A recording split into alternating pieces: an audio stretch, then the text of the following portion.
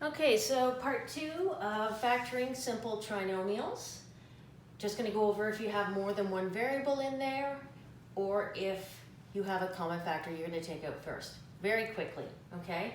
Now I chose the first example because when you see a 5 and a 6, be careful because you have to choose whether or not your numbers are going to be 3 and 2 or 6 and 1. And it all depends on the signs, okay? So we need two numbers that are going to add to positive 5 and multiply to negative 6. If you are doing the cross method, okay, you would have the negative 6 here and you'd have the 5 there. So you need to come up with two numbers that multiply to negative 6 and add to positive 5. So 3 and 2 is not going to work in this case because you cannot have a 3 and a 2 multiply to a negative 6 and add to a positive 5. So you're going to have to realize that it is actually going to be positive 6 and take negative 1 or take away 1, okay?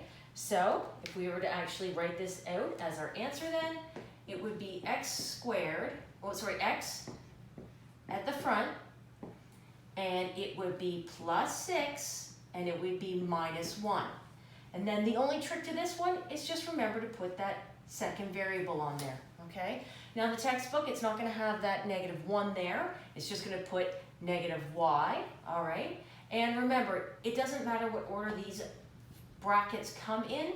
You could have also written it this way. It doesn't matter. When we multiply, order is not important. What's important is that you get the negative with the 1 and the positive with the 6, because if you have those switched, you'll still multiply to negative 6, but you would add to a negative 5.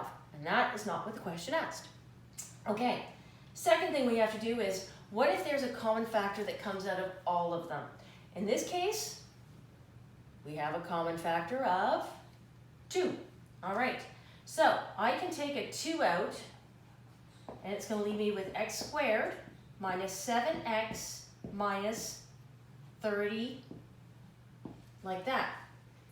Okay, and now it's straightforward. As soon as you take out a common factor of 2, you're left with a nice simple trinomial again.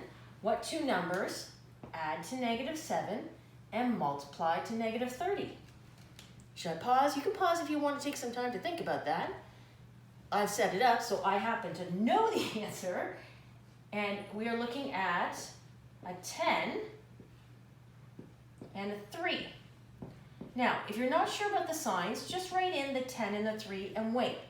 Okay, so we know one has to be a positive and one has to be a negative because the sign on the last term is negative. And if we want to add to a negative 7, it must be more negatives than positives. So it's going to be subtract 10 or negative 10 and positive 3. Okay, and again, if you want to, you can expand it back out and then you'll go and you'll see that you have what you started with. Okay? Very last example, and I'm just doing this for the fun of it, you could also have a variable that is a common factor, okay? If you ever see an x cubed at this point, I'm pretty sure you're taking an x out because we haven't asked you to factor anything with a cubic in there yet. So, first step, again, you would take out your common factor.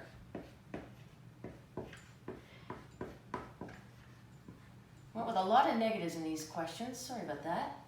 And then, once again, you got your x out front. Now you're just thinking of two numbers that add to negative 4 and multiply to negative 21, all right? And hopefully, 21's fairly, it doesn't have a lot of things that go into it. So it's hopefully you're gonna see that it's a 7, and then it's a 3, and then it's just a matter of realizing that the negative has to go with the 7 and the positive has to go with the 3 so that they add to a negative 4 instead of a positive 4, okay? Now, every single one of these are factorable, but your textbook does have questions that are not factorable. If I was being crazy mean, I could have given you something where that was a negative sign as well. Would that work? And I don't think those are factorable. So there are questions where they will not be factorable and they may ask you to identify those in your textbook. But you've got the answers in the back of the book, so it's all good. All right, until Google Meet, take care.